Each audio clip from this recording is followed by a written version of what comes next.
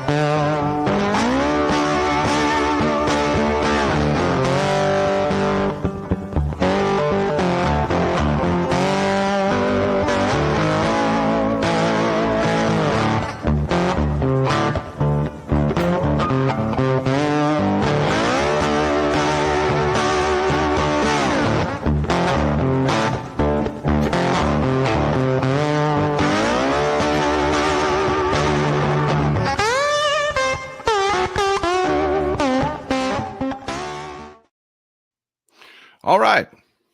Good to see you folks. We made it to Friday. Can you believe it? We made it to Friday. We made it to another weekend. Oh my God. I can't believe. Folks, if you can do this for another year, we're going to be into the next election cycle. I promise you, we're going to be okay. We're going to make it. We just need to make it through this next year. 1 year from, if you can make it to 1 year from today, we will be in the next election cycle, the 2026 election cycle. I promise you, it will be okay. It will be okay. But good Lord, it is frustrating. It is frustrating.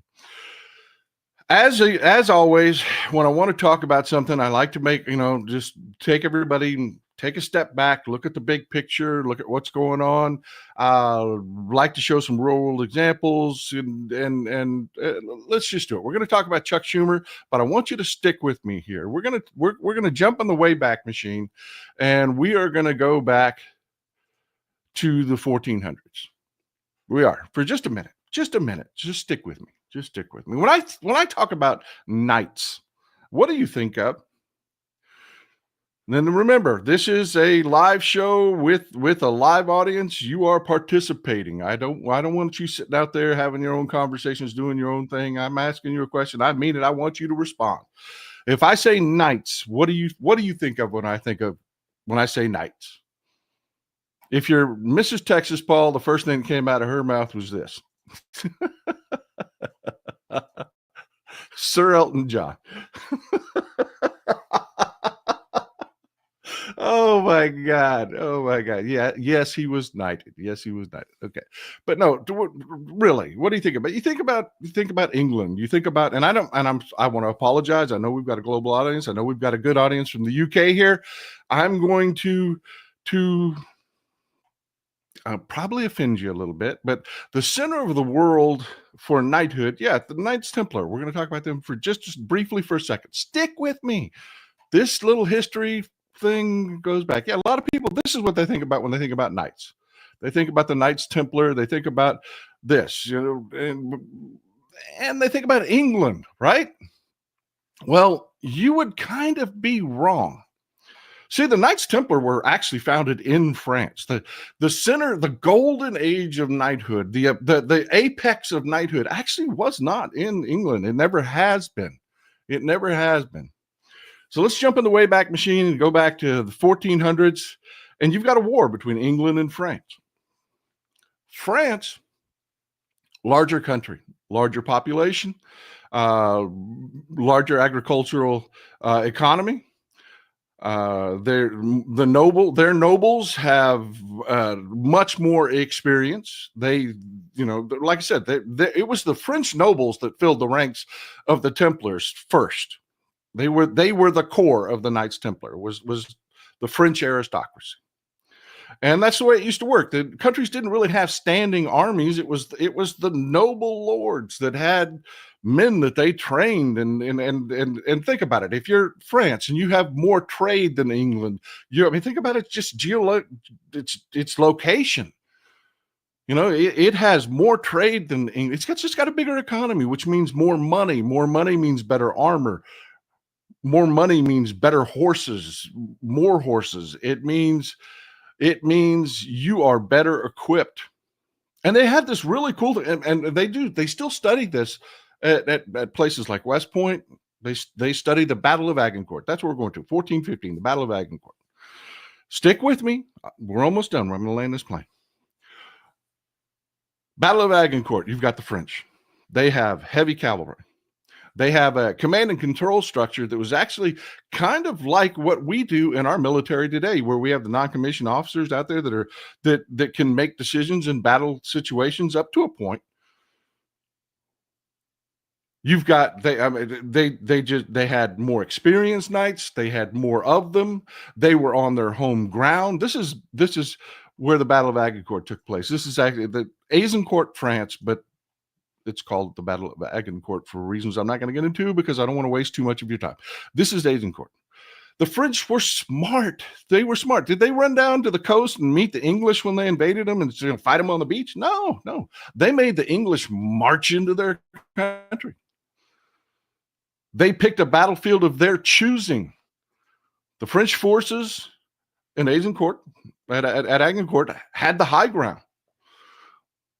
They were rested, well-fed. They had every advantage, better armor, better horses. Think about it. If you have to choose between two armies, okay, you got one army that's got like M1 Abrams tanks, and you have one army over here. Their biggest shining thing is, we'll say, artillery, which is basically the equivalent. You've got heavy horse, were the tanks of the day, and then over here you've got artillery, which is the English longbowmen. Which army are you going to take? The one that has tons of M1 Abrams, or the ones that have tons of artillery? I'm going with the army with the Abrams tanks, right? Everything about that battle says the French should have just annihilated the English. They should have just annihilated them. They had the high. Imagine you're the English, you're standing there, this is facing you, charging at you downhill, and the French lost. They were wiped out. How? Why? What happened? They were right about everything. What in the hell happened?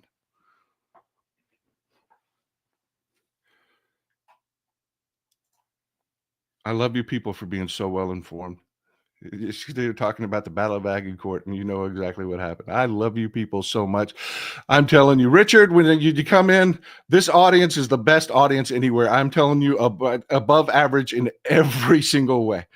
Yeah, the environment changed. That's what happened. The environment changed. The French did everything right, had every advantage, did everything right. Then it rained, and the environment changed, and they lost. They did. I need to keep that in mind as we talk about Chuck Schumer. We're going to move on. We're going to talk about Chuck Schumer and what he did with the continuing resolution. Two more points that I want. Again, like I said, we're framing this big picture so that we have the full conversation. Another thing I love to use movies. Fiction is not a good thing to draw politics from. It isn't. But there are lessons and things that are discussed and talked about in movies that the principles stand. The principle itself stands. And it's really easy for people to digest. And one of the ones I want to talk about today is Gracchus. Everybody remembers the movie Gladiator. Senator Gracchus was one of the main characters. And in this scene, Senator Gracchus is talking to another senator about Emperor Commodus. And what he says, and I'm going to paraphrase here, What he says is, Commodus understands what Rome is. Rome is the mob. He understands how fickle they are. He understands how little they understand about politics. He entertains them. He shows them magic. Rome is not the marble of the Senate. Rome is the sand of the Colosseum. Great line. Great line. True to this day. You could take that bit of fiction and apply it to the real world. It is true. Where I'm going with this,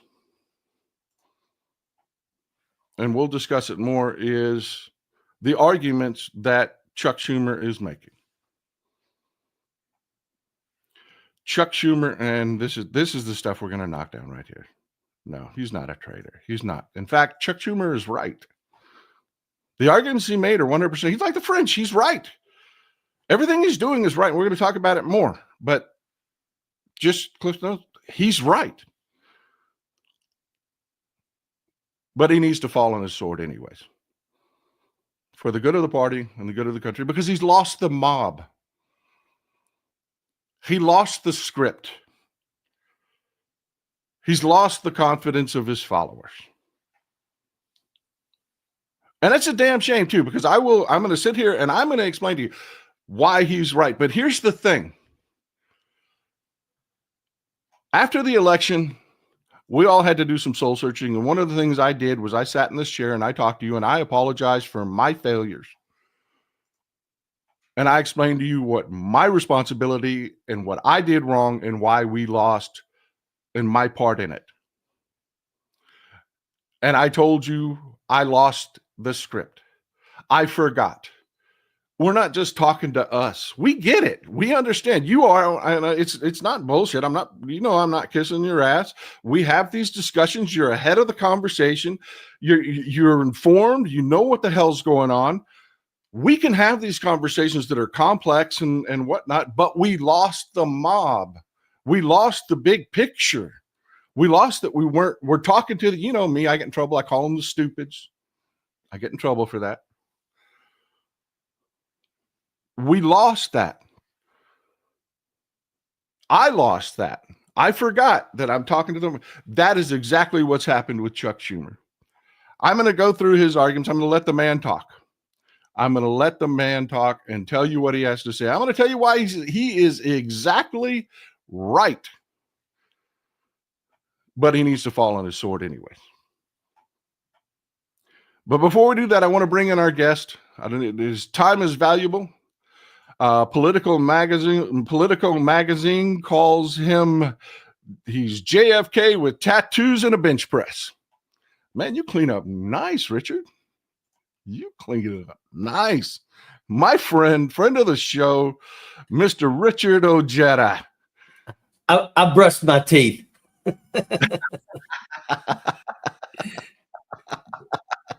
It's good to see you there, my friend. It's good, brother. Always good to see you, man, and hear what you have to say.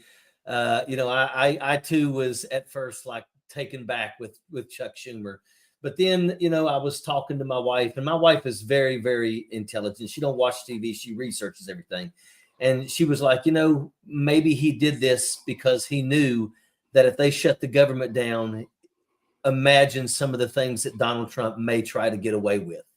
And maybe that was why. I personally think that we need to stop having people in Congress for 45 years. But yeah, I mean, I do have to say, he is a person who is quite savvy, and you wouldn't think that he would just do something, that would be that stupid unless he really thought this thing through. And I think that that's probably what will turn out to be. Well, look, I have him here. If you don't mind, I'm going to play a quick video clip of him. It'll take about a minute. Hang with me. I want to let the man speak for himself. I don't want to. Absolutely. I don't want to talk for him. When he can speak for himself, I want him to speak for himself. Under a shutdown, it is the executive branch, in this case, Trump, Musk, Doge, and Vogt, who's head of the OMB, who we all know are authoritarians, vicious, nasty, who would have sole control over what is funded and what isn't. They get to determine what is a, quote, essential service. And they will just cut to smithereens, far greater than in the CR bill, which is a lousy bill, far greater than that, what could be funded and what couldn't. And there's no recourse. You can't go to court. This is a decision totally in the executive branch. And so it would be devastating. Why is it that Elon Musk and Donald Trump want a government shutdown? So they can take control of the government and do their vicious, horrible things. They could cut half the government. They could tell employees you're not essential and never bring them back, permanently firing them. It's a disaster. And in a few weeks, if there was a shutdown, everyone would be complaining and howling. Why did they cut? Why did they eliminate SNAP? Why did they cut so much of Medicaid? But they could do all that on their own. That's the problem. There is no check on them with a shutdown. That's not to say this CR bill is a good bill. It isn't. It didn't have any safeguards. All right, you get the idea. You get the idea. The argument that he's making is, look, and it's factual. It's 100%. This is what I'm saying. This is why I brought up Agincourt. This is why I brought up, you can be right. Richard, you've seen this in the military. You do everything right. You make every right decision and you lose. Yeah. This is what he's facing. But it is reality. It is political reality. He has, and you've been in the halls, you've served, you know what this is like. Here he is facing a situation. This is his real situation, folks. This isn't make believe. This isn't social media trash or anything like that. Real situation. He's looking at the Republicans that want to destroy our government. Shutting down the government is doing just that. You're literally closing the doors on our government. You're literally doing what they want to do. They hold all the power in Congress. They will get to choose what opens, when, how, everything in that negotiation going forward. It is not the same thing from when they tried to close the government down, because again, and I'm going to hand it to you. We Democrats, we're the party of don't shut things down. We're the party of keep the lights on, be responsible, be the grown-ups, do the right thing. They're not. They're not. So he's looking at this situation of you've got the mob, you've got the people. We just had somebody that just call him a traitor.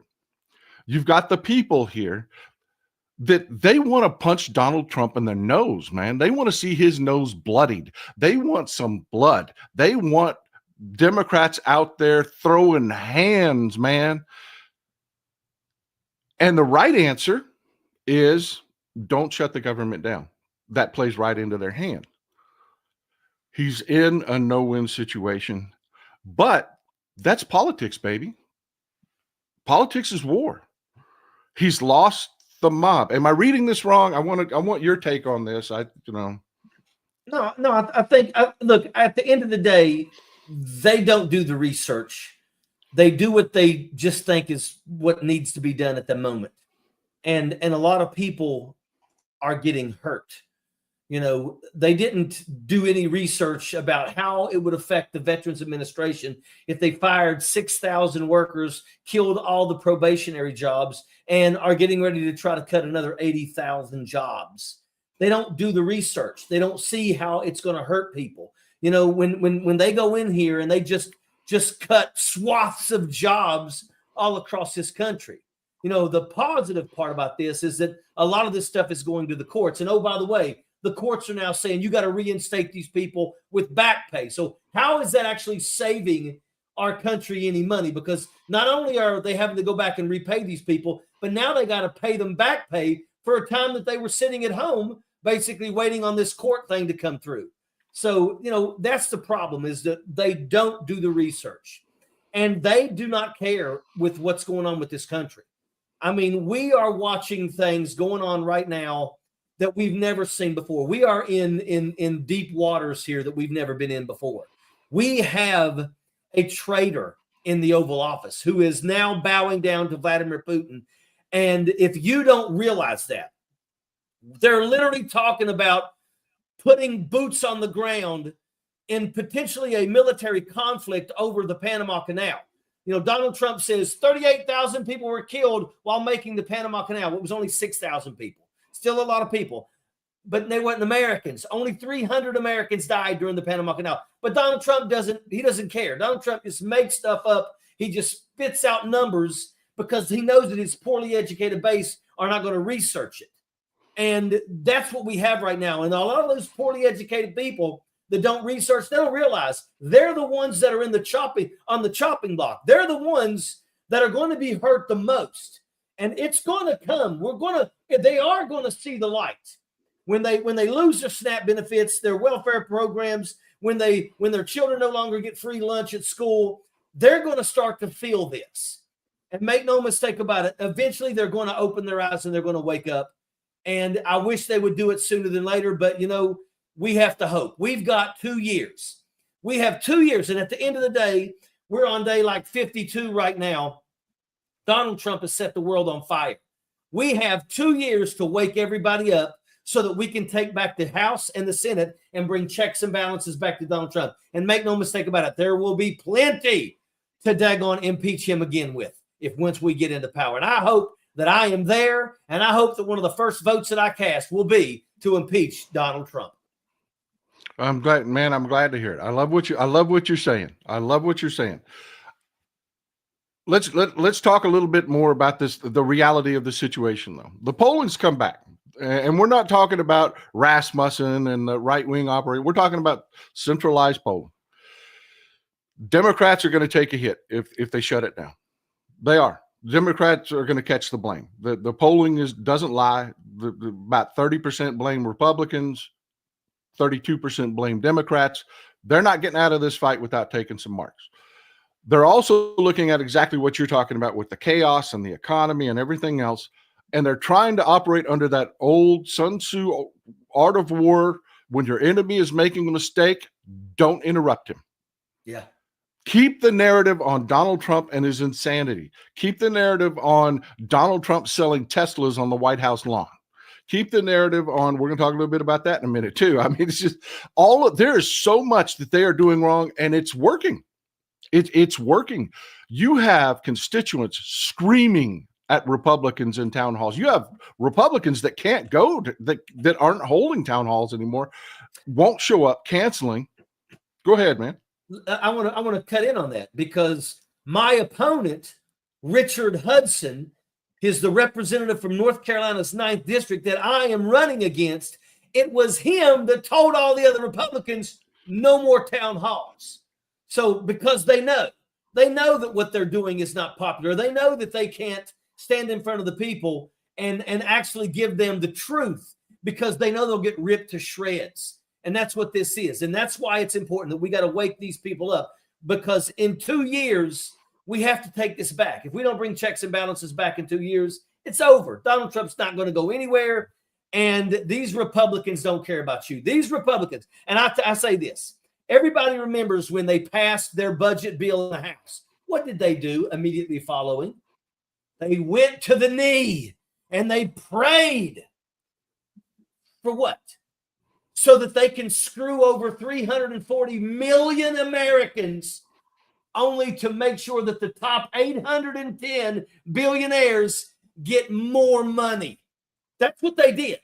And they stood on their knees and they prayed for it. And I'll tell you, I'll be more than happy to get thrown out of the House floor by standing up while they're on their knees, giving their prayers.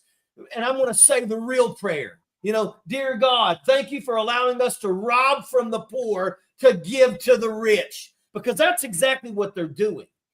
And that's one of the things. I mean, these people are absolutely, it's incorrigible. The way that these people are, it's sickening. Mike Johnson wants you to think that he walks with the Lord. Everything that guy does is lies and deceit and behind the back and stabbing people in the back. That's all that guy does. Anytime you find a politician that wants to act like he walks with the Lord, I'll show you a politician that's full of shit.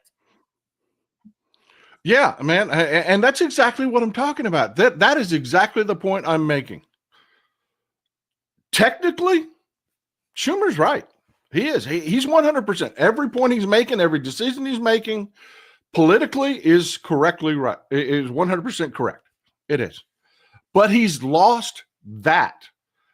Exactly what you're talking about, the fighting, he's not understanding the people. He's not understanding. You know this, Richard. You've got to have morale in your troops is everything. If your people are thinking it doesn't matter, look at Vietnam. We won every battle and lost the war. Yeah, because our troops became disillusioned. Morale fell. You must understand, for the lack of a better way to put it, the mob. That's how we lost the last election. Yeah. We lost the script. Am I calling this wrong? Am I saying, look, I love Chuck Schumer. I think he's brilliant at his job. He has forgotten more about this job than what his replacement will probably learn in the next 10 years. But he has lost the script. And sometimes you just have to fall on your sword. And you're right. And here's another thing is that, and this is one of the things that I've been talking about doing, is trying to create a 20-year and out retirement for members of Congress. Now, let me tell y'all something. Most people will never do 20 years. Most people do between 2 and 8 years, and then they get beat by somebody else and whatever, But if we did a 20-year and out retirement, just like the military, you retire at 50% your base pay automatically, then maybe we could start getting rid of some of these people that have been in Congress. They've been in the Senate. They were there when they impeached President Clinton, and they're still there. And the problem with this is that they've lost touch with their people. Do you honestly think, when Mitch McConnell and Senator John Kennedy from Dagon, Louisiana, when they went to Washington, D.C., they were the poorest people in the Capitol. They're not anymore. Now they're worth multi-millionaires. They've got $20, $30 million in the bank. Do you really think that they know exactly what life is like for the poor coal miner in Eastern Kentucky or the guy that works on a dock in Louisiana? Do you think that they really know? Because they don't. They have completely separated. John Kennedy has developed a little knack of speaking things like, that dog won't hunt. He says those things because he knows his base eats that stuff up. But the truth is he don't know what life is like for those people. And that's the thing, is that, over years, they completely forget about their constituents, and it becomes all about them. And that's why we need to stop that. We need to stop allowing members of Congress to play the stock market. We need to stop allowing members of Congress to ever, not wait 4 years, ever be a lobbyist. These are things that need to happen in Washington, D.C. to save our country. Because make no mistake about it, we've got a lot of people in our government right now that absolutely doesn't think twice when it comes time to selling people out, and they'll do it every single time. I think that it's time for Nancy Pelosi, Chuck Schumer, and them. It's time for y'all to ride off into the sunset. Thank you for your service, but we need new blood. We need new people in there that actually has a fight inside of them, that don't just want to sit and play, I got you games with the Republicans. I'm talking about pushing legislation that makes the American people happy about the country that we live in. And that is what you do if you want to stay in office. How about doing for the people and actually representing for a change? You're about to get me to jump out of my chair and scream, hallelujah, brother. I'm telling you, man, you are right on. You are right on. You are spot on. And talking about losing touch, man, I want to get you, I know your time is valuable, and I want to cover a few things while you're here. This just happened. You've got Elon Musk, who is imploding. I call him Mike Lindell 2.0. Everybody that ever buddies up with Trump ends up, it was Rick Wilson that said, everything Trump touches dies. Yeah. Elon Musk will be no different. No, he won't. I mean, this just happened yesterday. JP Morgan Chase cuts the price target on Tesla's shares to $120 a share. It's currently trading about $230, $240. It's down from a high near 500. He's just imploded. Let's say Elon was crying. He was shedding tears. And oh, by the way, Paul, did you hear the video recording of Donald Trump talking to Elon Musk, where he said, "Oh yeah. He actually said something like, "I'll tell you what we do. We make it a requirement that all cars have to be battery run, and they have to buy Tesla batteries." I mean, it's literally Donald Trump. And then somebody says, "Well, we can't do that because if we make all the cars have to rely on a Tesla battery, that means the gas industry is going to go under." And Donald Trump was like, "Oh, well, scratch that." Like, really? Oh my God, these people. Oh, these people, man. And you know, and I had a video. I was hollering, man. I was hollering because people didn't realize, they just didn't, you know, this is the important thing, folks. We're a community here. You people in the live chat, we are a community here. You must remember this. You are head and shoulders above your average person out there that they're not involved in politics. They don't understand. They don't know. They don't pay attention. They don't know how things work. I've got people screaming, "Impeach Donald Trump now." And I'm like, take a civics class now. You know what I mean? It's just, it's rough, Richard. It is rough. Nobody reads. Nobody does the work, you know, and that's the problem. Like literally, remember when we were going through this election, not only did we tell you that Project 2025 was bad, but then we gave you the page numbers to go for yourself and just read that part, because we knew that the majority of people out there, especially Trumpaloons, were not going to do the reading, period. And we thought that maybe if we give you the numbers, you're good. Let me tell you something. I actually blocked a person that I was friends with for quite some time, and we would always talk about travel. And I was actually on my way up to one of my counties in my district that I'm running in, and I got a phone call, and I answered it, and it was the person, and they said, "You were right. He's an idiot." And then I said, "Okay, fine," and I unblocked that person, because now we can have dialogue again. Because I'm not going to waste time with people that don't want to daggone take the time to read, you know, what we gave you, what we told you with the page number. I'm not going to waste my time going down rabbit holes with people that are just not smart, and they, no matter how much you show them, they're just going to go fake news, you know. And I'm glad that people are starting to wake up. I hate that people are waking up because they're losing their livelihoods, because Donald Trump and Elon Musk are literally schwacking their jobs. But make no mistake about it, some of you people that are losing your jobs, this is what you voted for. You just thought that Donald Trump was only going to target the libs. Republicans work in the Veterans Administration too. Republicans work in all of these jobs, USAID, NOAA. Republicans work in those too. And they're losing their livelihoods. And they didn't think that when they were talking about going after NOAA and USAID, they didn't think that it would affect their jobs. It's a special kind of, I don't like to say a special kind of stupid. But once again, we told you everything. You just refused to listen.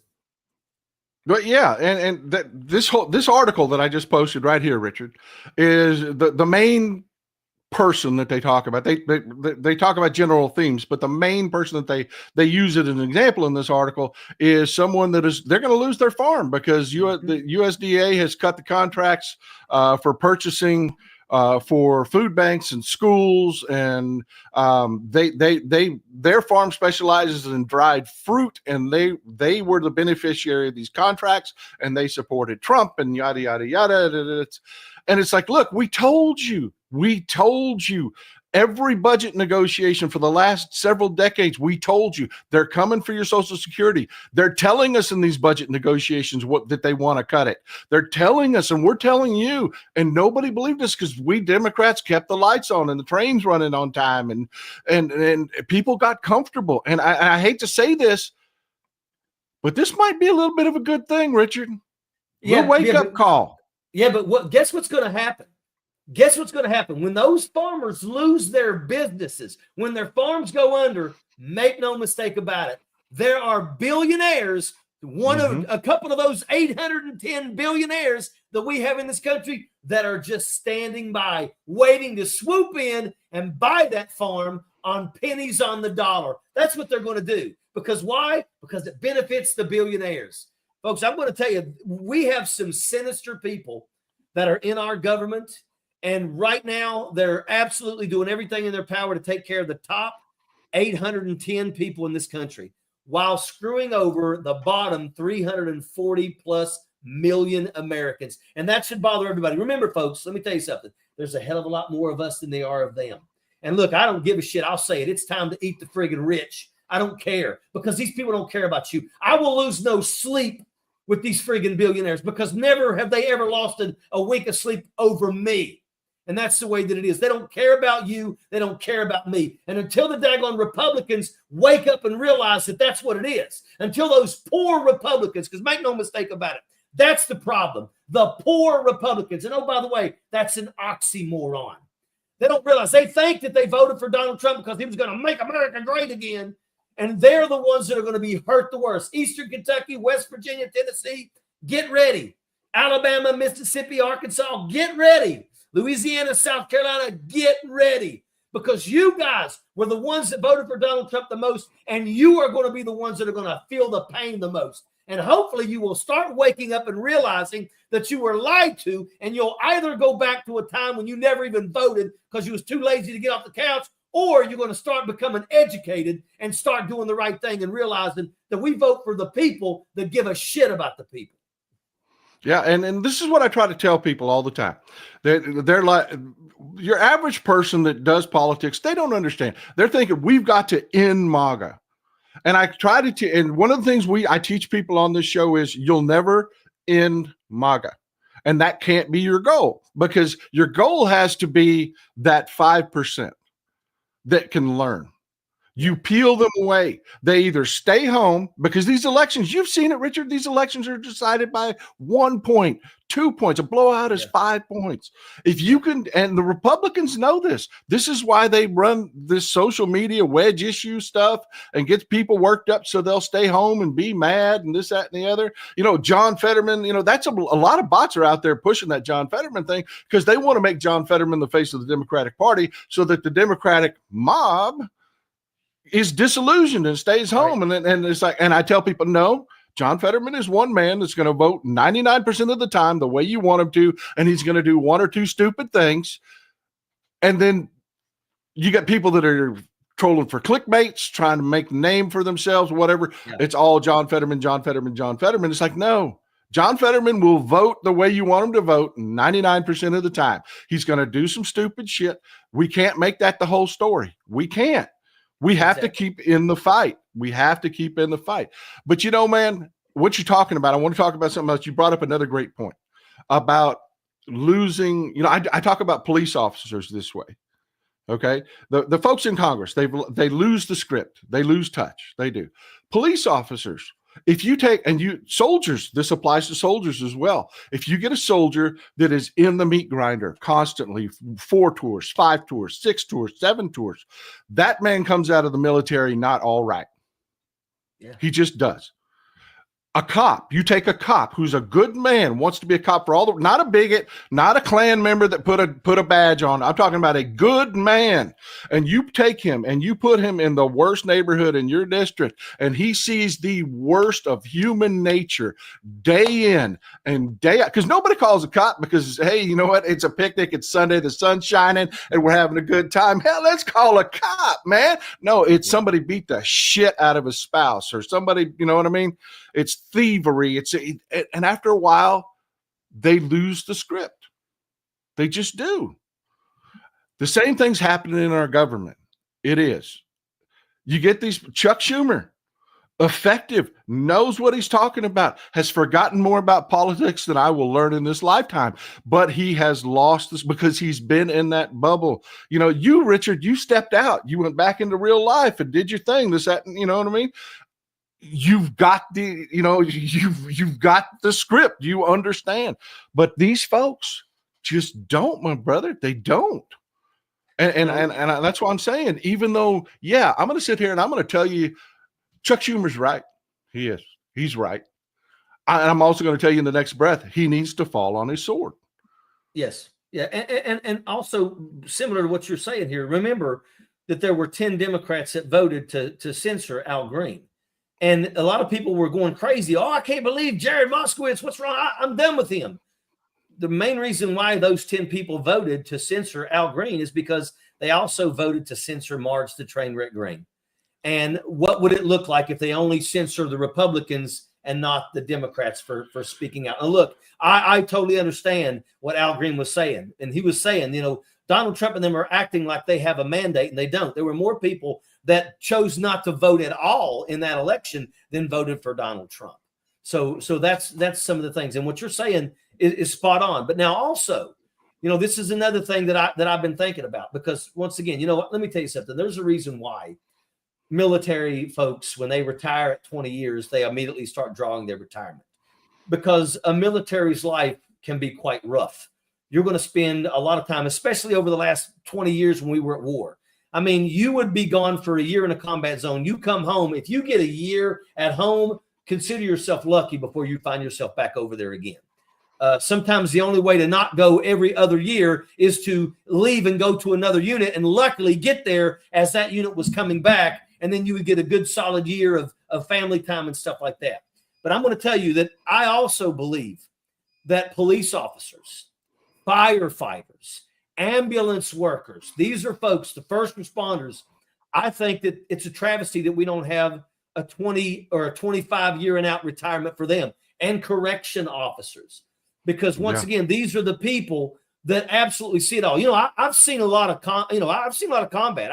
I got multiple years in combat zones, and I went outside the wire almost every single day. And I'm going to tell you that what I have seen is nothing compared to what that police officer and firefighter have seen, because that police officer and firefighter go to every single mangled car crash, and they're the ones that are removing the lifeless bodies of children. And let me tell you something. You know what hurt me more than anything in my military career? I could justify death in Iraq and Afghanistan, because my thoughts were, here we are, we're moving here, they're coming at us, we have to do what we have to do to make sure we make it home. So I can justify that, but I could not justify the death that I saw in Haiti when the earthquake hit.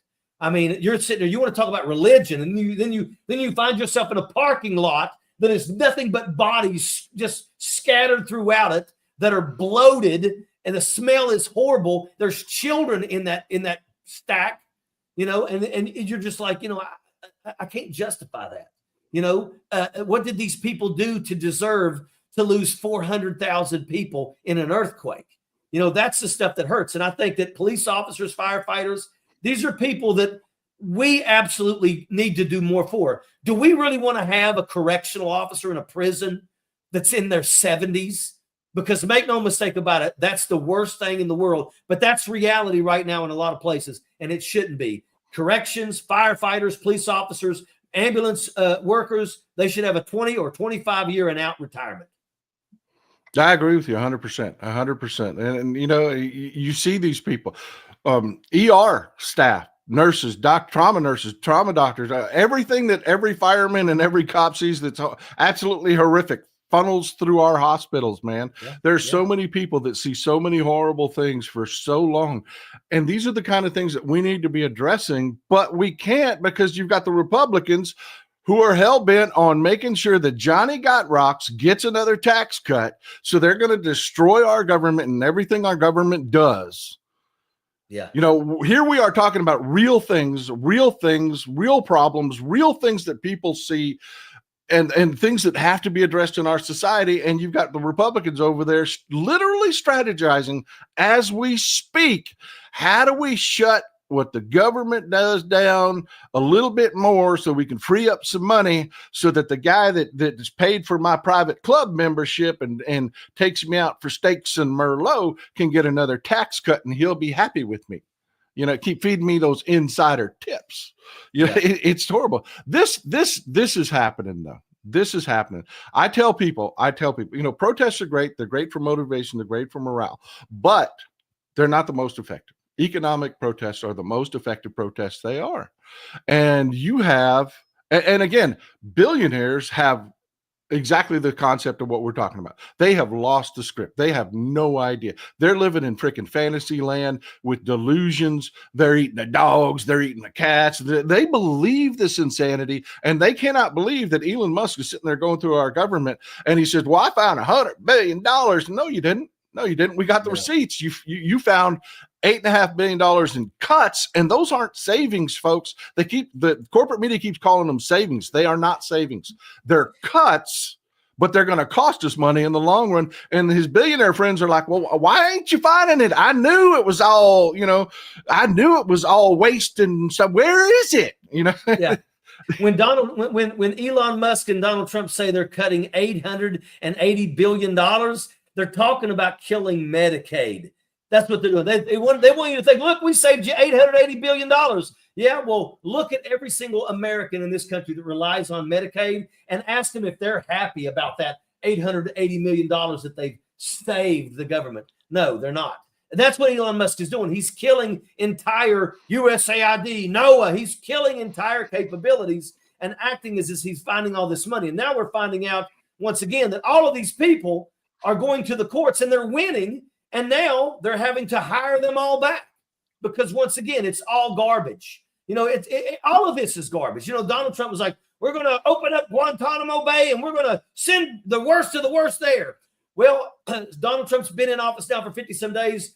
They sent a whopping 20 people to Guantanamo and they've already canceled it and sent them back to the United States of America. Because once again, it's all garbage. It's not going to work like that. Donald Trump and them believe that they can do what they want to do and they will be above the law. And they're getting found out to be absolutely wrong in that. And they're being called out and the courts are starting to fix things. I believe that people are starting to wake up. Even those Republicans out there that are losing their jobs, we are absolutely going to do our best to try and not only educate them, but when they finally admit that they are wrong, we must invite them back into the fold. Because let me tell you something, we Democrats are going to need Republican votes to secure our wins in Congress, and that's a fact. Those Republicans that open their eyes now, we need to welcome them to the fold, and we need to keep them fired up and motivated. And then that's how we're going to be able to flip these seats from red to blue. And we have to do it, folks. We only have 2 years. That's why I'm running for office now. People have said, why are you running? It's 2 years out. Because I need to go to every single district. I need to meet every single person. I need to knock on every single door. Because when the time comes, I want everybody to know that I am a better alternative than Richard Hudson, Mr. We don't need to have no more town halls. Any daggone person that says that they're not willing to have a town hall is a person that's too chicken shit to stand in front of their constituents and answer any damn questions. And those people need to go. I agree with you 100%, 100%. And the type of things that are going on, people are waking up to the fact, they got very comfortable with us keeping the lights on, doing our jobs, being the serious people in the room.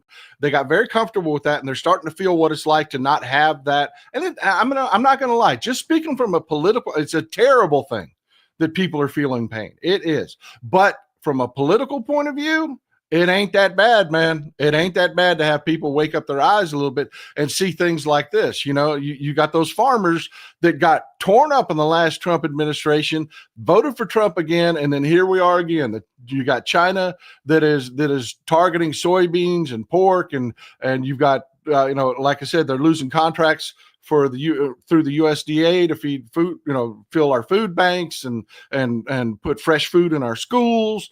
And, just that pain is a good thing. A wake up call is a good thing every once in a while.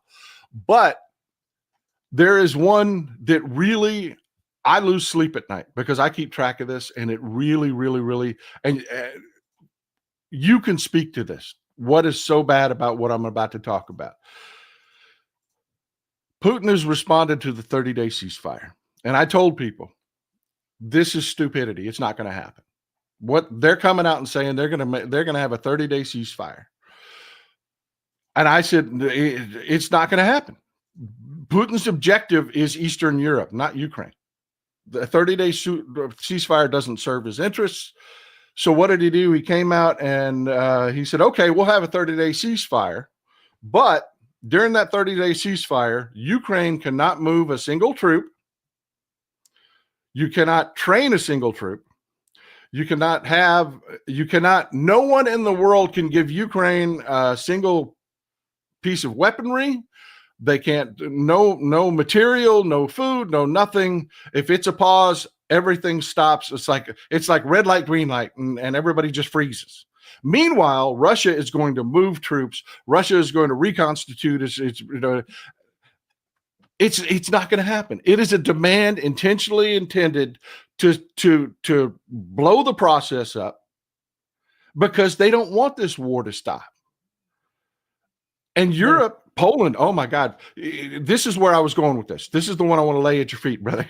I mean, Poland is increasing. They've got 138,000 man professional army, 200,000 with guard troops, reserves. They have said, well, in 2 years, we built training facilities right now. We built training facilities. We're going to up that number to 500 million men in our professional full-time military by 2027. And I tried to explain to people, I know, right? That look on your face. I tried to explain to people, that is not a thing. That is war. That is, they are preparing for war. That is not preparing for peace. That is when you are increasing your training capacity to create that many men on the battlefield that fast. That's not a peacetime action. That is what we did during World War II. Yeah, it's not. And I'm going to tell you, if a bunch of little old ladies could do what they did to Russia, and that's what this all started with. You know, Russia believed that they were going to take Kyiv in 3 days. And make no mistake about it, within the first week, we found out that they also had plans, if they take Ukraine, to automatically go into Moldova. And that means they're going to go into Romania. They're going to, go into Poland. They want to go into Bulgaria. That's what they want. Let me tell you something. None of those countries want to be back under Russian control, because they were under Russian control when there was the Iron Curtain. And I actually went to East Germany before the unification. I've also visited Bulgaria. I've been to a lot of most of these places. Let me tell you something. Poland can fight. Poland can fight. Little old ladies is what stopped the Russian movement in Ukraine. By throwing Molotov cocktails out the window into the turrets of tanks going by, they killed all kinds of Russian troops. And it also inspired the Ukrainian people. And the Ukrainian people have stood up and fought. These people that you see fighting, these Ukrainians, they're not professionally trained troops. These are people that were just regular people that just put on a uniform because they refused to allow their homeland to be taken by a bully. But I'm going to tell you right now, if you think for 1 second, if Russia cannot even contain a group of people that aren't even real military, let me tell you something. They don't have a shot at going into places like Poland, because Poland will put it to them. And I'll tell you right now, United Kingdom, the United Kingdom is just as strong as we are. That is an absolute fact. The United Kingdom is absolutely, they are badass. That is a fact. And I'll tell you right now, the only way Russia stops any of that is by using nuclear weapons. And that's what I worry about, because I think that Vladimir Putin would do that if he feels that he's in a daggone corner. But once again, all he wants to do is take back half of Europe. And let me tell you something. The Baltics don't want to go back. They can't stand Russia and daggone Putin. You know, and I'll tell you, the majority of all of Eastern Europe don't want to go back either. Just backing up what you said there about the Poles there, the Hussars. If you like history, go read about the Hussars, man. The Poles invented the original shock troops, man. I mean, imagine, these people have been fighting their entire existence, and they have said, you're talking about the nuclear, nuclear deterrent. Poland, you've got Donald Tusk, who has gotten together with Emmanuel Macron. We jacked them around. They said, look, we want nuclear weapons here. We want you to put nuclear weapons in Poland. We drug our feet on that. Macron stepped up and said, okay, we'll do it. We'll do it. Yeah. Because they know, Poland knows they're going to war. They are going to war, and the only thing that will stop Putin from using tactical nukes and stop him from using biological weapons and whatnot will be the threat of nuclear weapons coming back at him. That's it. He is insane. He is a madman. And I've been telling people, Richard, this is a recurring theme on the show. I love history. I do, because past is prologue. And I have to tell you, I've been telling people, if you want to think about Poland right now, and you want to think about the Baltics right now, I want you to think about the biggest, meanest looking mastiff you've ever seen with a spike collar and a freaking trucker chain for a collar, for a leash, man. That is Poland, and we're the ones that have been holding the freaking leash. And when we elected Donald Trump, nobody's holding that leash anymore, brother. Yeah, nobody. Yeah. And it's a shame that our president is standing with Putin, and that's exactly what he's doing. He's doing everything for friggin' Vladimir Putin. And I know that Putin probably has a lot of stuff on Donald Trump. But whatever it is, it's keeping Donald Trump to that position. And every single American should be pissed. And when I see Americans now that are like, about time we got rid of Zelensky, go Putin, I'm like, there's a poorly educated person that doesn't know how to read and absolutely doesn't read history. It's absolutely sad. And they don't read the news. They don't understand what we're talking about here. They don't understand what it means to take. And I love this community, Richard. As soon as I misspoke and said 500 million men, and they immediately started scrolling 500,000, 500,000, 500. I love these. That's people. good though. That's good though. I do. They know I speak every once in a while, and they cover it. But Richard, I want to talk about your district a little bit. You have got this is North Carolina's 9th. Folks, just so you have an idea where we're talking about, bring up the map. This is North Carolina's North Carolina's 9th. It is the southwest of Greensboro, southwest of Raleigh. It is northeast of Charlotte. This area, that I believe, if I remember correctly, the 3 largest employers are Unify, Gildan. I use Gildan's to make my T-shirts, by the way. Gildan and Sturm Ruger. Sturm Ruger has a plant there. A lot of agriculture. Your district 100% is going to see the worst of the Trump regime. It is. You are in a prime position to put together a coalition of people that would normally not so much dance together at the ball, but you're going to have like these companies that would normally maybe gravitate a little bit to the right. They're going to be the ones getting hurt. They're the ones going to get hurt by the energy costs. They're the ones that are going to get hurt by the tariffs. They're the ones that are going to get hurt. You know what I'm saying? Yeah. This economic downturn. You've got an opportunity here, brother. Yeah. And let me tell you something. We're doing everything that we can. We're raising really good money. And that's important because it's going to take a lot. Richard Hudson is one of their little golden childs. You know, that they love him and that's just how it is. But once again, he doesn't want to come down here and visit with the folks. I'm doing that every single day. 50% of my district is heavily saturated with veterans. And let me tell you something, a lot of veterans are getting hurt right now. They're going to kill care in the community. They're going to shut down vet clinics, which is going to make it harder for you. You're going to have to take your elderly grandfather an extra 2.5 hours to an actual VA hospital. This is what they're doing. And I'm going to tell you that nobody is going to fight for veterans health care more than this guy. Because make no mistake about it, I am a veteran. And I will tell you, I plan to stay in the VA. Because that's important to me. I need to make sure that I'm getting the same care as everybody else is getting, and they're getting the same care that I'm getting, especially if I'm a member of Congress. But we also have education in my district, and we pay our teachers 44th in pay. We're 49th in how much money we spend towards each student, and that's a shame because we're 9th in population growth. But these are the things in North Carolina that we really have to address. But there's still so much more. Just like you said, these farms are absolutely going to struggle.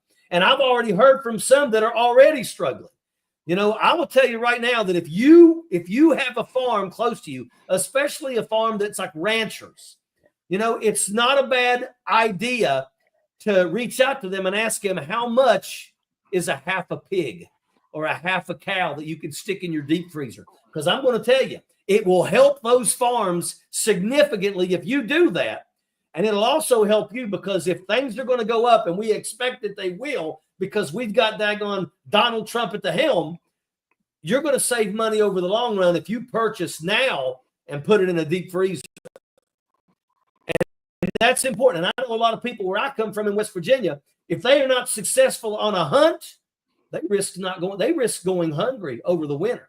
So that's why it's time for people to start thinking about these things and realizing that you can help these farms out here, especially these ranchers that do pigs and cows, because you can at least help them. Now, as far as the other farms go, whatever you can do to help those folks out, that's what's important. But I worry about them because once again, the Republicans don't care. And I do feel that what they're waiting on is for these farms to start going under so they can swoop in and try to buy them out from under them with pennies on the dollar. And that's not that's what JD Vance's business is. He's one of the tech bros. He literally has an investment company that buys up bankrupt farms. That's what he does. I mean, there's no shock that they're bankrupting farms. Folks, this is the kind of thing that Richard is up against, folks. This was his district that this happened in. The Republicans in his district straight up cheat. They straight up cheat. They do. He's going to need the volunteers. He's going to need the resources. He's going to need the people so that he can keep this stuff under wraps. This guy right here was caught red-handed cheating. Now he's passed on. He's no longer a threat himself, but the people that hired him to do the ballot harvesting and the cheating that they were doing, they're still there, man. They're still there. That's the kind of thing. Do you know Greg Palast? Yes. Okay. I brought him on my show one night and he was talking about over 5 million votes were thrown out. And can you guess what color the people were that had their votes thrown out? People of color. And that happens. Right now in North Carolina, we have a Supreme Court justice seat in the state of North Carolina that a woman won, and the Republicans are refusing to give it to her because she won. And now they're trying to throw out 60,000 votes. When the Republicans lose, this is the crap that they do. And I believe that this is probably what's going to happen in Washington, D.C. They'll probably still try to figure out how they can say, nope, we're not going to count those. We're not going to abide by that election. And that's where we're at. And that's why it's important for people to start calling out these Republicans, demanding that they come to daggone town halls. And when they come to town halls, you need to ask them the right questions. Why are you allowing Donald Trump and Elon Musk to run this country? I never voted for Elon Musk, and Donald Trump has given him unlimited power, and that's unacceptable. That guy right there should be in prison for what he has done to the American people. When you send people home without the ability to pay their mortgage, their car payments, put food on the table and clothing on their children's backs, that's a friggin' crime if you ask me. And that's what he's been doing, and that's what he's getting away with. And people need to wake up. People need to wake up. You may get your job back because the courts got you your job back. But if you're a Republican, make no mistake about it, it took the courts. Stop supporting these jackaloons that don't care about you and they don't care about anybody else. Amen, brother. Amen. I'm telling you 100%. You're hitting it right on the head. Exactly what I'm talking about. And talking about Greg Palast, I catch so much hell. I get so many freaking emails that talk about the election was stolen. You need to see what Greg Palast said. And I'm like, I know what Greg Palast said. I do, folks. I also know what exit polling is. And I do know that the results that came out of the election matched the exit polling. I know people that put their blood, sweat, and tears into campaigns, that did postmortems on their campaigns that lost, and they know they lost. They did. They know that. Now, is what we're talking about, what Greg Palast is talking about, absolutely true? Yes, it is. Yes, it is. But the bottom line is you have to get to the polls. Yes. I'm not making that argument. I'm not going to sit here for the next 4 years and it was stolen from me. No, I'm going to sit here and I'm going to tell you what Richard Ojeda needs is everybody in the, 9 counties that you're going to represent? Every one of those counties has a local Democratic Party that needs bodies. They need people putting signs out, knocking on doors. They need people that are going to support Richard Ojeda. They need the infrastructure because, man, money's great. It is necessary in politics today. It is 100% vital. Lawyers don't take hugs for payment. No. They don't. No, they don't. They don't. Money is necessary, but good Lord, bodies, people making phone calls. That is priceless. That is how we balance the playing field with these Republicans, because you can sit there and have robocalls and have your candidate sitting on a chair made of dollar bills. But if we have people that get out there and the infrastructure, it won't matter. I could sit on a phone for 8 hours trying to get people to donate to my campaign. And let's say I'm successful and we raise a bunch of money. It means nothing to the Republicans because the Republicans don't do that. The Republicans don't make phone calls and ask for money. The Republicans get their money from those billionaires and millionaires at the top. That's who funds their campaign. When I ran in Congress in 2018, and I should have won that seat, I did everything to win. I ran the best election in the country. I was number 1 out of flipping red votes blue in all 435 races, but I lost. Let me tell you something. I raised over $3 million in small dollar donations out of mostly poor people in West Virginia, Kentucky, and places like that. My opponent, Carol Miller, raised a whopping $3,000, but she got millions from the top. And that's what they do. That's why it's important. You know, when nobody she didn't pay for them. She didn't pay for those robocalls in your district with that $3,000. No, sir. She had a Republican out there writing checks. Yeah, it was Super PAC did all that stuff for her. And that's the thing people don't understand. You know, look, I don't want to be nickel and diming people, but the truth is that I know that my opponent, Richard Hudson, he's one of their golden childs. They believe that he should be there forever. And I think that he needs to go. And I think that I'm going to wake a lot of people up. I think that people are starting to wake up and realize that he's not the one. But once again, it doesn't mean that this is going to be an easy race. I am literally going nonstop. But that's what I believe that I'm supposed to do. And for people out there, you know, I do a nightly live every night on YouTube and Facebook called Ojeda Live. If you love to follow me, I would appreciate you coming on there. You can also find me at richardojeda4nc.com. If you'd like to support my campaign, please, that would be greatly appreciated. And I'm going to tell you, you know, I want to do something different. I want to go to Washington, D.C. and actually push legislation. Nobody does that anymore. Everybody goes to Washington, D.C. and it's all about, I got to get a soundbite on this, committee hearing. I want to push legislation. I want to bring back the fairness doctrine. For over 50 years, they've killed the fairness doctrine, and that is what allowed organizations like Fox News to literally legally lie to their base.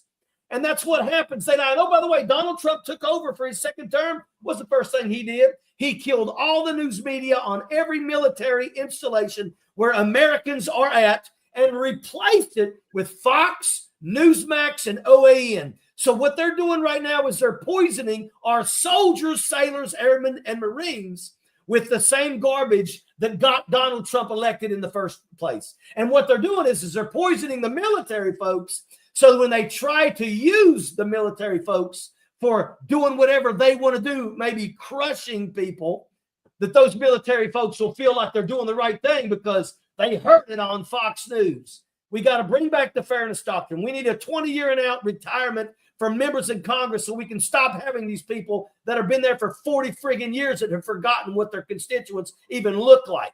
You know, there's a lot of things that I want to do. I want to make daggone lobbyists wear friggin' body cameras. You know, if they had to wear body cameras, they'd be far less likely to sell you out if your representative knew that you could watch the conversations. There's a lot of things that I want to do, but I'm telling you right now, you know, I want to bring capabilities back to my state.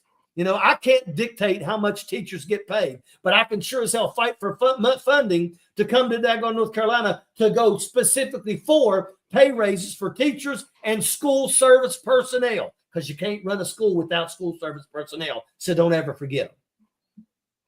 Well, look, Richard, this is a unique opportunity. I keep telling people this, and this is the message I push constantly. I get it. You're pissed. I get it. You are. I get that people on social media have very strong opinions. You do. But you know what? I've spent years learning my craft. I've spent years learning about politics, the details of it. I spend hours and hours and hours and hours every day marinating in facts of what's really happening on the ground, not my opinion, not my feeling, not whatever. So yeah, when I say things like, okay, I get it. I get it. You're upset. And yes, it's the sand of the Colosseum and not the marble in the columns of Congress. I get that. I understand. But folks, you cannot be distracted. You can't. It's got to be big picture. It's got to be long term. It can't be, hey, I got some likes because I shit on this Democrat. It doesn't matter if you're right or not. It doesn't matter if they screwed up or not. It doesn't. Democrats will vote for what you want 99% of the time. And the opportunity we have right now, Richard, you are running a race at a time when you're going to get more disaffected Republicans, more people that are slapped in the face and woken up from this Fox News, OANN bullshit fantasy story that they keep. Because let me tell you something about the Coliseum. The people love the spectacle, but not when they're starving. That's When right. they're starving, or the aqueducts aren't pumping water, or everything that they've relied on, or they're sick or whatever, they don't give a shit about Donald Trump and his spectacle. And the next thing he's going to say something today that's completely freaking outrageous, which is the spectacle. But when you are a veteran and we have been telling you forever, they're coming after you. And you said, no. I got a guy, Richard, that I'm going to wrap this up and let you finish up. I got a guy that I talked to. You know, I sell these mugs. This is my new mug, by the way. I sell those mugs. And the guy I take my mugs to at the post office firmly believes, it's never going to touch me.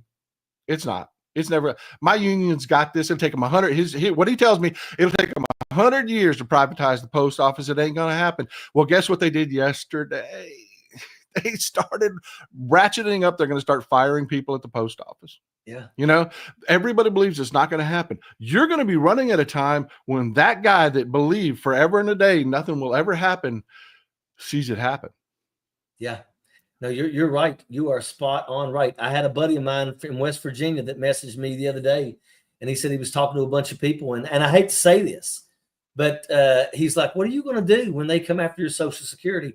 And their answer was literally, they're not going to come after ours. They're going to go after the people of color. You know, really? Really? Is that what you think? It's a shame.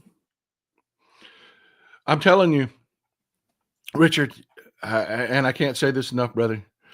Work hard, man. You have got an opportunity here like no other. Politically, this is, and it is terrible that people are going to get hurt. It is. It really is.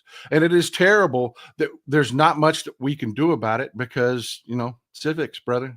We can't even call hearings right now because we don't have the authority. We don't have the power. But those people are going, pain is a wonderful, when you got a troop, when you got a soldier that has got his head up, like my dad used to say, your head is up your ass and locked. A little pain, you know, a first sergeant taking that old boy out, giving him a little pain. It's a nice wake up call. Reality comes home, you know. It is. That's the opportunity you got, my brother. People are feeling the pain right now. Jobs are being taken. I mean, everything that Donald Trump promised has not come through. And he's now convinced his poorly educated base to think that, we need a recession. That's stupidity is what it is. And folks, look, you know, Texas Paul, to come on your show is a real honor. You are the real deal, man. And you are in the breach and you are fighting that battle. And I commend everybody out there that follows Texas Paul, man. You know, you found a great person that does the work, that does the reading that's necessary. You know, I get up every single morning, and before I do anything, I start reading articles and taking notes from articles, so that every night when I have my nightly live, I've got things there. That's it. I mean, this is what we do. And it's almost a slap in the face when people try to push back when we're like, no, but we just read this. This was an article. This was a reputable place that we got this from. People need to wake up, and people need to stand up. Stand up for those people that are being targeted. You know, the Republicans want you to think that the worst thing that could ever happen in the world is that transgender people are allowed to exist. Let me tell you something. There has been, I don't think, one single person that has been preyed on in a bathroom by a transgender person this year, but over 30 youth pastors have been caught preying on young children in a daggone restroom. So once again, they want you to think that that's the worst thing in the world. And the truth is, it's non-existent. They are the 0.0001%. So let them live their lives, and don't make that your whole purpose of your existence. Folks, there's a lot of people out there that are absolutely in a world of hurt. We need to stand by those people. We need to help those people. We need to educate those people. Because once again, in 2026, we need them. And I hope we can welcome every one of those Republican voters back into the fold. And hopefully in 2026, they will do what's right, and we can take back the House and the Senate, and probably will be able to finally impeach and get rid of Donald Trump. Because I'm telling you, if we wait 2 years, everything is going to be impeachable with this guy. Everything that he is doing, hawking cars on the front lawn of the Oval Office, guess what? That's illegal. That goes against the emoluments clause and all that stuff. You know, but once again, Donald Trump doesn't care because he doesn't think anybody will hold him accountable. America needs to hold him accountable in 2026, and then let us in Congress really stick it to him and hold him accountable. And I would love nothing more than my first vote that I get to cast be a vote of impeachment for Donald J. Trump. Way to go, brother. Amen. Amen. Let me wrap it up with this. Let me just say this. You are, again, 100% spot on there with what you're saying there. But folks, we are who we are. You know, that's one thing I kept telling everybody to make everybody feel better after the election was none of this changed who you are. We're not going anywhere. We are still standing up for the people that we're standing up for. We are still fighting. You brought up the LGBTQ plus community. We are who we are. Our values are who we are. Going forward, though, we need to have a little introspection, a little understanding of how we lost the last election. We did everything right. We cannot forget we're talking to the mob. The Republicans are extremely good at that. They don't mind talking about saying gross, horrible things to really stupid people to get them fired up and telling people just flat out lies.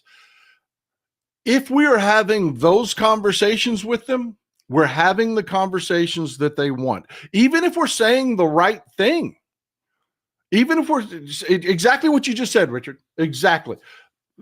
Transgender people are not a threat to anyone. They're not.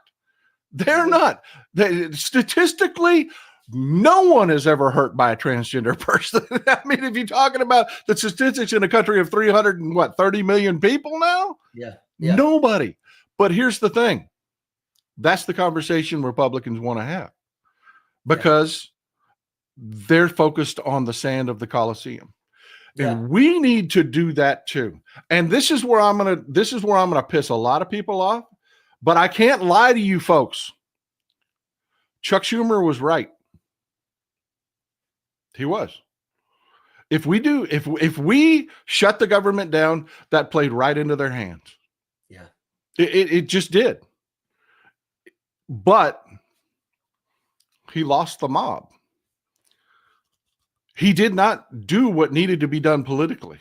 He did not make the arguments that needed to be made because he's really lost touch with the fact he's operating on this truism. And this is true. No one will remember this in 6 months. No Yeah. one. Yeah, it's true. No one will remember any of this in 6 months. He's right. He's right. But at this time, the environment, just like we talked about Agincourt, the environment has changed. What the people need has changed. The mob needs blood, Richard. They do. Yeah. They want somebody punched in the fucking face. Yep. That's what they want. And even if it's the wrong thing to do, we need some Democrats out there throwing hands. Absolutely. Verbally, of course, but I'm not talking about brawls on the damn floor of the Senate. It's not what I'm talking about. But that's what we need right now. And you, my friend, have an incredible opportunity. Never forget, we have to keep the mob. We do. Stop having conversations that the Republicans want to have. That's not betraying our LGBTQ plus brothers and sisters if that's not the conversation that dominates every conversation. It is not, because we're going to do right by our brothers and sisters. I have members of my people. My grandson is gay, and I love him more than life. I would give him my organs. I would. I will never stop fighting for him. But I will not have the conversations that Republicans want to have. I will have the conversations about you're wrecking our economy. I will have the conversations about you're taking healthcare away from our veterans. I will have the conversations about you've destabilized Europe and you're starting a world war. Yeah. Because those are the conversations that we need to be having. You're right. That's where I'm leaving it, brother.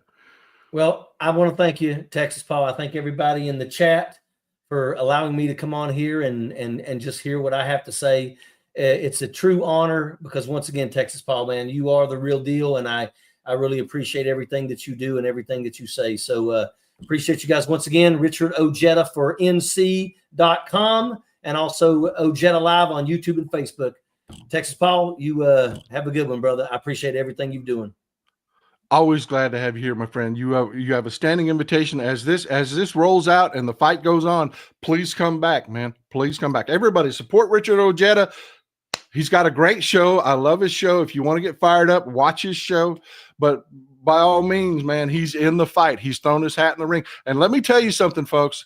I will get a little salty every once in a while, and I do apologize. You email me and let me know it offends you, and I'm sorry. But I'm going to tell you, it is one thing to do what I do and sit here and run my damn mouth. Even if I'm doing something, it is one thing to sit here and do that. It's another thing to take your damn hat off and throw it in the freaking ring. That is a whole nother level of commitment. That is a whole nother level of balls. And my friend Richard's got him. Support him. Support him. Thank y'all, everyone.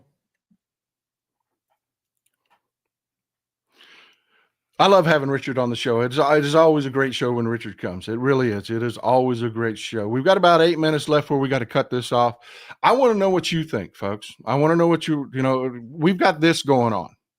Just to throw this out here, you've got analysts that have finally, it appears as though the bullshit narrative that Elon Musk has always been sold. He's another Donald Trump. He's another Donald Trump. He gets in trouble, so he makes another promise. He gets in trouble, so he makes another promise. It doesn't matter that those promises never, ever, ever come true. You talk about the self-driving thing. You have these analysts, the analysts that are talking about, oh, Tesla will rebound because of self-driving. They're idiots. They're idiots. Folks, there are companies, Volvo, and I don't mean Volvo car segment. I mean their truck segment is one of the leaders in self-driving, and they gave up. They did. They just said the simple fact, this simple reality, from municipality to municipality, the infrastructures are different. Go drive in a city you don't live in. It's different. Not to mention state to freaking state. Self-driving doesn't work. Driver assist works. And I'll give you proof. Volvo has completely changed their self-driving focus. They no longer want to sell it to you. Actually, what Volvo was focused on was trying to get rid of truck drivers. That's what they wanted to do. They wanted to pull truck drivers out of the equation. Anywhere you can not pay a human, billionaires love that shit. They thought they had a winner. Problem is, every time they tested it, it didn't work. So what did they do? They scaled back to caravans. They had a truck with a driver in it that was a lead truck, and then they would put an emblem on the back of that truck and the back of the next truck and the back of the next truck. And those trucks were just trained, hey, follow that truck, do what that truck does. Couldn't make it work because the world is too chaotic. Those caravans kept getting broken up.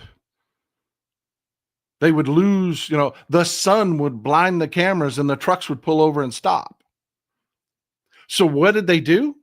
They said, you know what?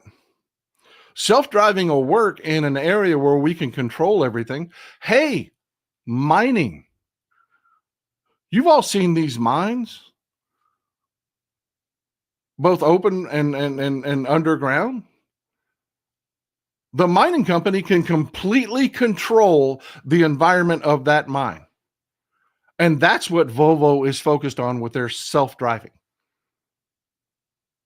They're going to try to get rid of employees in mining companies worldwide, not on the street. So this bullshit Elon Musk has been selling, that Wall Street has been hanging its hat on as the last freaking fig leaf for Elon Musk and his robo taxis and all this shit, it's just going to be another Hyperloop. You want to see something sad? Go check out the Hyperloop in Vegas. It's a failure. It is nothing of what he promised. Nothing. And self-driving will fail. Some of the best engineers in the industry. GM partnered up with Cruise. They couldn't do it. GM announced last year, self-driving is not going to work. We're going to have to focus on driver assist. That's what's going to sell. And everybody's doing it. So no, there's no magic Elon Musk magic there. On top of the fact that he is squatting and taking a giant dump on his customer base.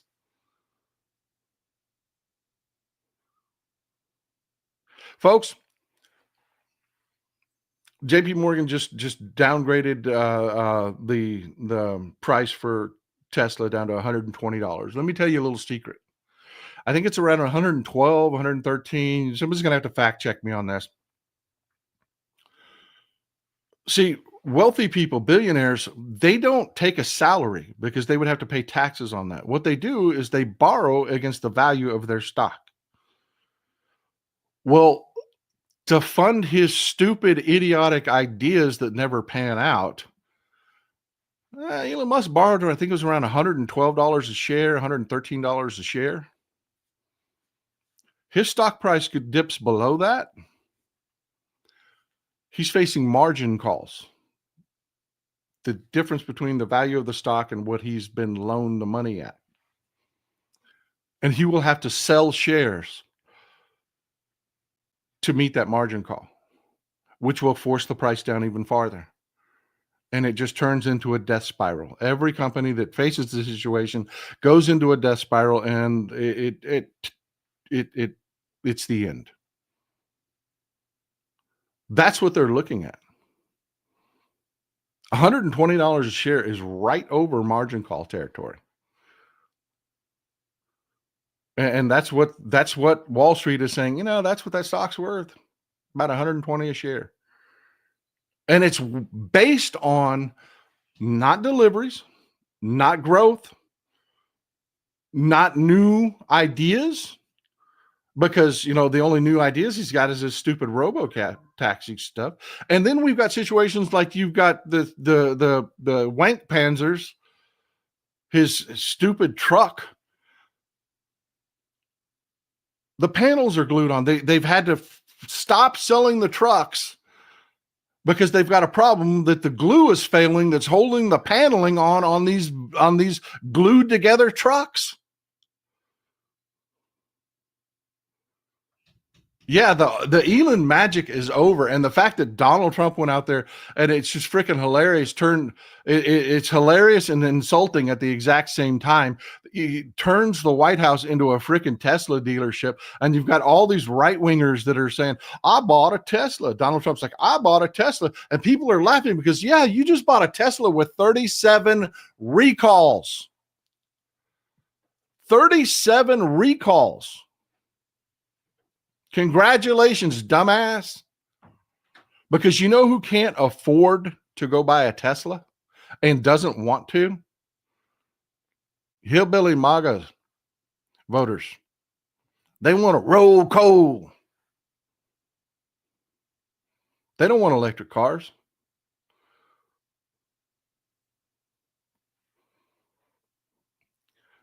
Reality, folks. We've got an opportunity here. We've got an opportunity here.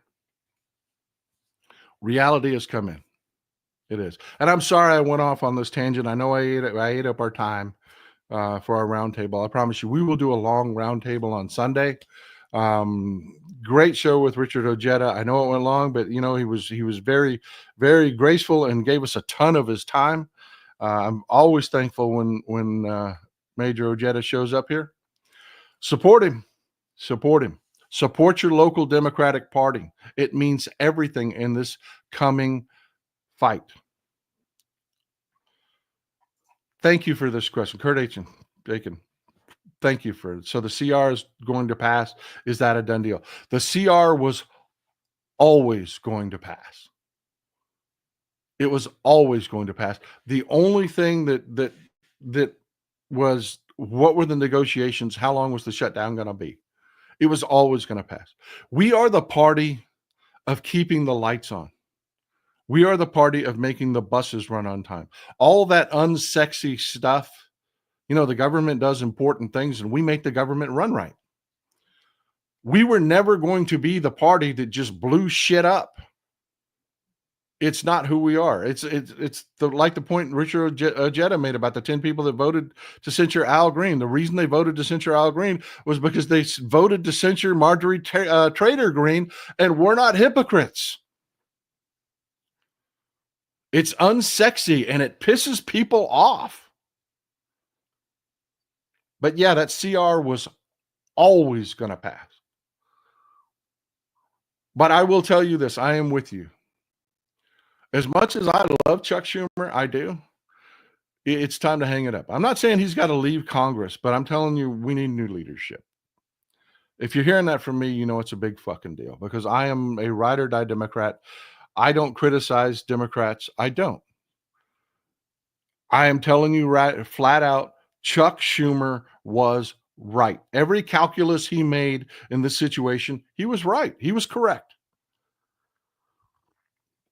Why would you hand people who are telling you to your face, I want to destroy the government, I want to shut the government down? Why would you hand them a government shutdown when they're going to control when and how the government reopens, if it ever does?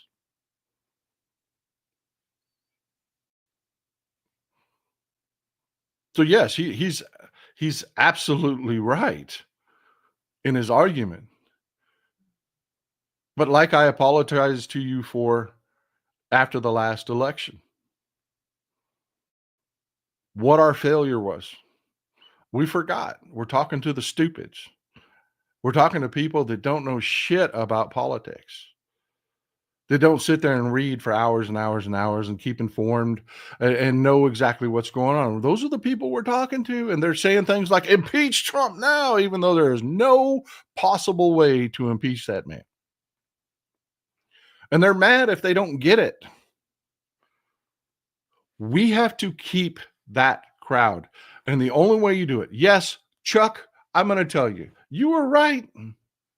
Now go fall on your sword for the good of the party and the good of the country. I love you, folks. This is Old Texas Paul. Enjoy some Texas cities at night.